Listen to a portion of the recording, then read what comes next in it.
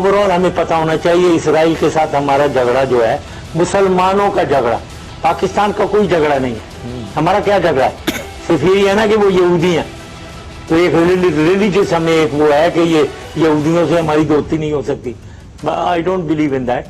Now अगर अब ये उनसे, सबसे पहले तो मुसलमानों का हमारा और पाकिस्तान के बीच झगड़ा ये है पैलेस्टाइन, उसके अंदर जेरूसलम है, उसके अंदर इनकी जो सेटलमेंट्स ये कर रहे हैं वेस्ट बैंक में वो है, और जो पैलेस्टीनियन रेफ्यूजीज पूरी दुनिया में छाए हुए हैं उनकी रिटर्न के बारे में, ये तीन चीज़ें हैं ना। इन तीनों चीज़ों के बारे में हम उनसे बात कर सकते हैं और हमें बात करनी चाहिए उनसे।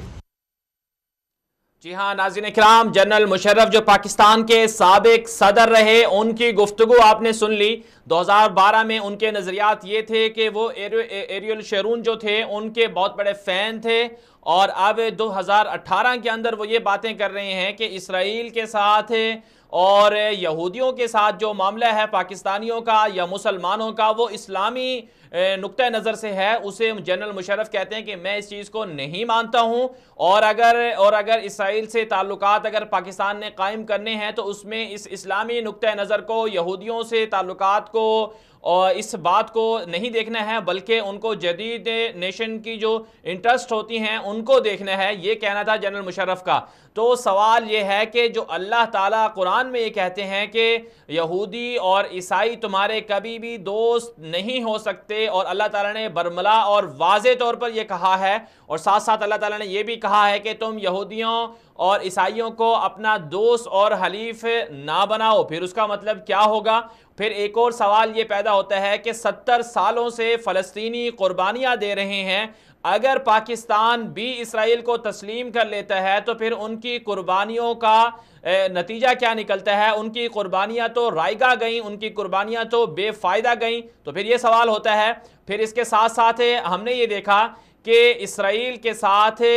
भारत ने ताल्लुकात कायम किए हुए हैं, तो भारत के जब ताल्लुकात हैं, इसराइल पाकिस्तान के ख़िलाफ़ हर वो काम कर चुका है जो भारत करता रहता है, और इसराइल की एजेंसियाँ रॉ इंडियन एजेंसियों से मिलकर बलूचिस्तान में तखरीब कारियाँ कर चुकी हैं, और इसराइल सबसे ज़्यादा असलहा जो है वो इंडिया को बेच रहा है, और फिर वो असलहा मकबूजा कश्मीर में भी इस्तेमाल हो रहा है। तो ये वो सारी चीज़ें हैं जो इस बात की अक्कासी करती हैं कि पाकिस्तान चाहे इसराइल से ताल्लुकात भी कायम कर ले, चाहे पाकिस्तान इसराइल को तस्लीम भी कर ले, चाहे पाकिस्तान इसराइल के साथ सफारती ताल्लुकात भी कायम कर ले, तब भी इसराइल पाकिस्तान का कभी भी सच्चा और मुखलिस दोस्त नहीं हो सकता। हमने देखा कि तुर्की के इसराइल के साथ ताल्लुकात हैं, और ये ताल्लुकात कोई आज से नहीं हैं, बल्कि 1950-51 के बाद जो है ये ताल्लुकात तुर्की के साथ शुरू हो गए थे, जो उस वक्त उनकी सेकुलर हुकूमत थी उनके साथ। लेकिन आज भी हम देखते हैं कि तुर्की और इसराइल के साथ जो ताल्लुकात हैं, जो आपस में उनकी नोक झोंक चलती रहती है, और कई दफ़ा ऐसे तनाज़ात भी हुए हैं कि ताल्लुकात ख़त्म करना पड़े हैं।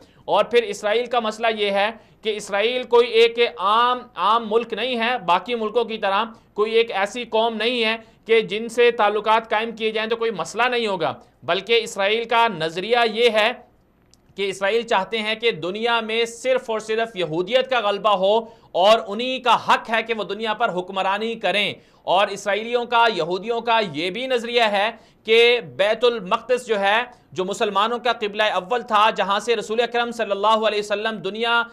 दुनिया से अल्लाह के साथ मुलाकात करने के लिए तशरीफ़ ले गए, इसराइल का नज़रिया ये है कि ये उनका हक है, ये उनकी मिल्कियत है। पूरे के पूरे फ़लस्तीन पर इसराइल कब्ज़ा जमाना चाहता है, और पिछले 70 सालों से इसराइल ने फ़लस्तीनियों का जो कत्लेआम किया वो दुनिया के सामने है। लाखों फ़लस्तीनी इसराइल ने कत्ल कर दिए, और फिर ग्रेटर इसराइल नामी जो मंसूबा है इसराइल का, जिसका हदफ ये है कि इराक, शाम, तुर्की, सऊदी अरब, ईरान, पाकिस्तान तक जो है वो अपने आप को वुसअत देना चाहता है। तो ये सारी की सारी वो चीज़ें हैं, वो हक़ाइक़ हैं कि अगर हम इनको सामने रखकर ये सोचें कि पाकिस्तान अगर इसराइल से ताल्लुकात कायम कर लेते हैं तो पाकिस्तान के लिए कुछ भी नहीं होगा, पाकिस्तान के लिए बहुत ज़्यादा फ़वाइद मिल जाएंगे, पाकिस्तान को बहुत फ़ायदा होगा, तो ये समझना इंतहाई गलत और अहमकाना सोच है, बेवकूफ़ी वाली सोच है। इसको ज़ाइल करना होगा। पाकिस्तानी कौम कभी भी इस बात को तस्लीम नहीं करेगी, और अगर इस तरह की बातें होती हैं तो पाकिस्तानी कौम पहले भी सड़कों पर निकली है और अब भी ये जानती है कि दुनिया का जो वाहिद मुल्क जो यहूदियत का नाम نام لیتا ہے, یہودیت کی وجہ سے اپنے ہاں لوگوں کو بلاتا ہے, یہودیت کی وجہ سے اپنے ملکوں اپنے لوگوں کو نیشنلٹی دیتا ہے, اور جس کا مذہب بھی یہودیت ہے, جس کا کوئی قانون نہیں ہے, آئین نہیں ہے, صرف اور صرف ان کا جو ہے وہ تورات ان کا مذہب ہے اور ان کا آئین ہے, تو ایسے ملک کے ساتھ تعلقات پاکستان کے لیے خطرناک ہو سکتے ہیں.